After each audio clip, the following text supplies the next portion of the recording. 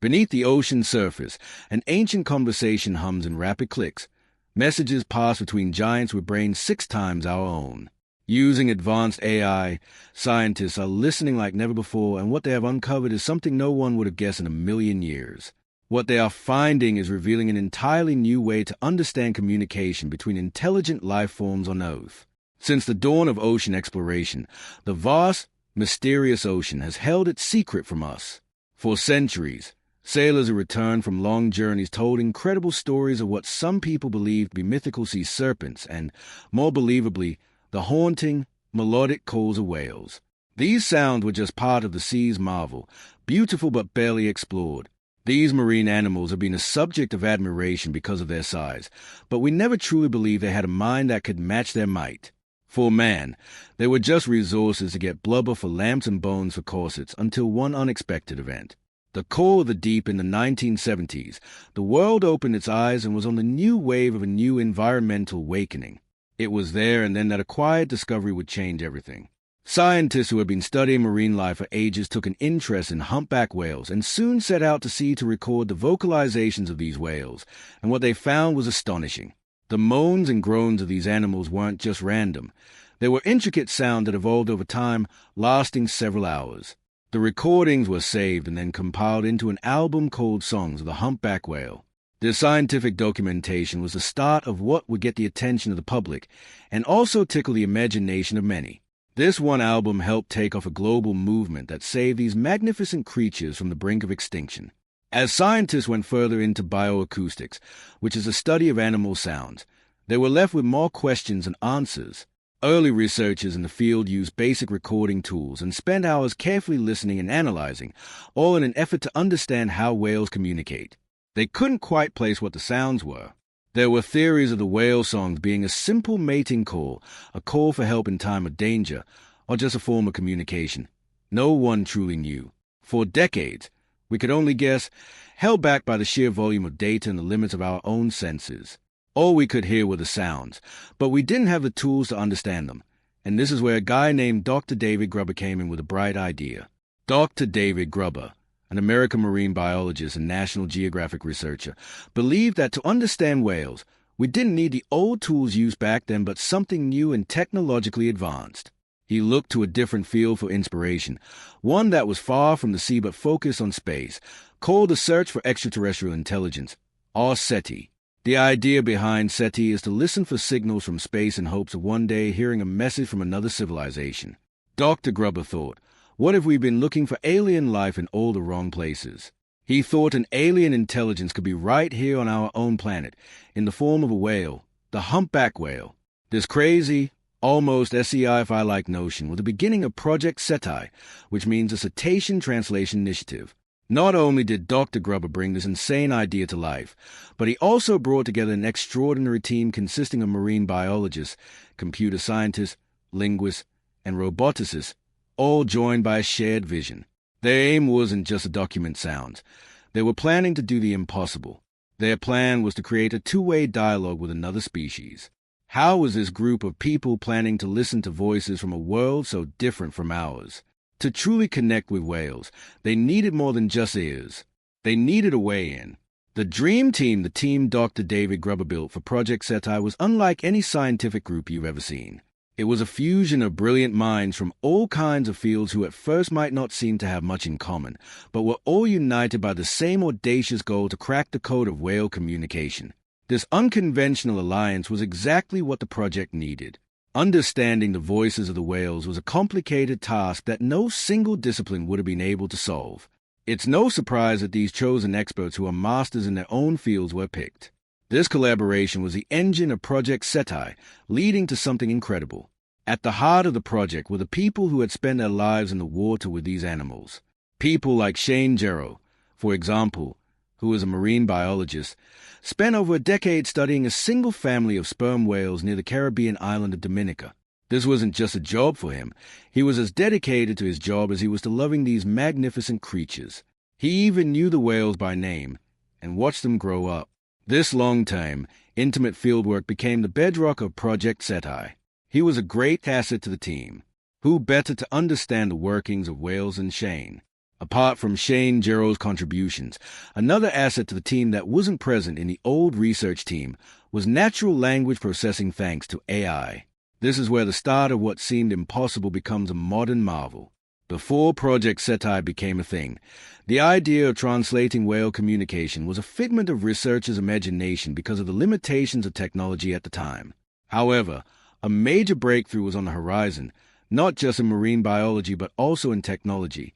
Around 2019, the team came to a realization of getting the technology needed to build an underwater recording studio. This studio will be the first studio that could finally be able to translate the language of sperm whales. And just like the thought of getting on the moon, this discovery ignited the project and made the impossible suddenly feel within reach. The island of Dominica became the heart of this project. It was a perfect place for this kind of work, with its volcanic landscape and waters that get incredibly deep just off the coast. Its unique geography allows sperm whales to swim close to land, making them easier to study than in most other places. Not only that, but the island also has a stable and good amount of whale population, with many of the same families returning to the island year after year. It was also the same island Shane Jarrell's decades of work started on. With this newfound possibility, Project Setai officially launched in 2020. The initiative received a massive boost from the TED Audacious project, which provided $33 million in funding to get it off the ground and rolling. The funding allowed them to build an incredible team and also begin their first major task, to create what they call a 20-kilometer by 20-kilometer underwater listening and recording studio off the coast of Dominica. This setup would allow the AI to not only hear the whales, but also to understand who was speaking, to whom, and in what social situation. This was a technological bridge they needed to cross to go from listening to truly understanding. The two groups, the field scientists and the tech experts, worked together in a way that had never been done before. The biologists provided the deep knowledge and context, while the computer scientists brought the tools and power to sort the data. They worked together in a close partnership. The hands-on research guided the technology, and the technology helped them uncover new discoveries.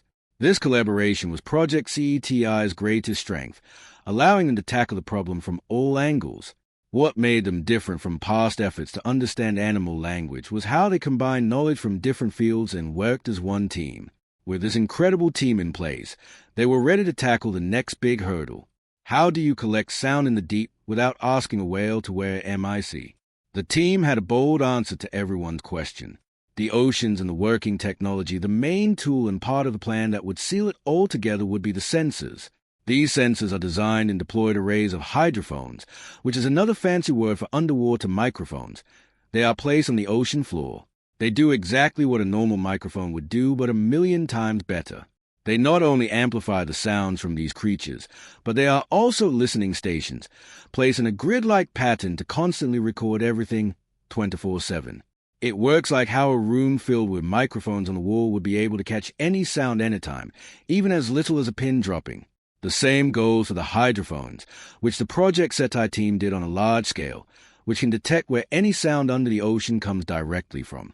By using this network of hydrophones, they could pinpoint a whale's clicks and figure out which particular whale was making a specific sound. This was a game changer for the expedition. It wasn't enough to just hear a whale. They also needed to know which whale was talking. To get an even clearer picture of the whale, the team had another brilliant idea of sending in a robotic fleet. Since it was impossible to get a whale to wear MIC, they could send out autonomous drones and robotic systems to get close to the whales. These robots were designed to place non-invasive suction cup tags onto the whales' backs. These tags were packed with sensors that not only recorded the audio but also the whale's movement at any depth, its heart rate, and its social interactions with other whales. This was another important piece of data needed to understand what the sounds made by the whales meant. The hydrophone network could tell them what was said and by whom, while the tag provided the context, which could determine whether the whale was making a sound while hunting for food or whether it was socializing with its family. This behavioral data gave the AI the vital clues it needed to understand the reasons behind the clicks. All of this technology was all about collecting an incredible amount of data needed for their research. The comparison of the recent research and the ones from over 40 years ago is a lot different. While previous research might have collected a few hours or even a few days of whale sounds, Project Setai was collecting millions, even billions, of vocalizations. While doing all these, they were building the largest library of whale sounds ever created by man. This monumental scale was essential because AI models, especially machine learning models, need huge datasets to find meaningful patterns. They learn by example, and the more examples they have, the smarter they get. This is why Project Setai was so different from all previous efforts, which only focus on trying to find a few key phrases, unlike recent efforts that are centered on capturing a complete language. The data streamed in a constant flow of clicks, whistles, and songs from the deep. But on its own, it was just noise. It was raw data without meaning, a vast ocean of information waiting to be decoded. The microphones and sensors had listened, and the tags had recorded, but the language remained a mystery. It was all leading to one crucial step. The real magic happened when this ocean of sound was fed into the machine learning models, transforming it from mere noise into the building blocks of a language. The AI breakthrough to the human ear, the deep ocean is only a confusing jumble of clicks, grunts, whistles, and waves. Trying to find particular pattern from all the noise is nearly impossible. The first biggest challenge for the Project Setai team was to turn all the raw audio they collected into something the AI could actually interpret. In order to do this, they had to use a process that turned sound into a picture called a spectrogram. With this, they could take something as basic as the waves of the ocean and turn it into a visual chart. With this technology, they were able to monitor all the data they had collected. With this, AI could visually see the whale sounds. The AI's first task was to sort through these images and identify the coders, which are the specific sequences of click sperm whales used to communicate while ignoring all the background noise. This initial process of turning an invisible sound into a visible pattern was a crucial first step.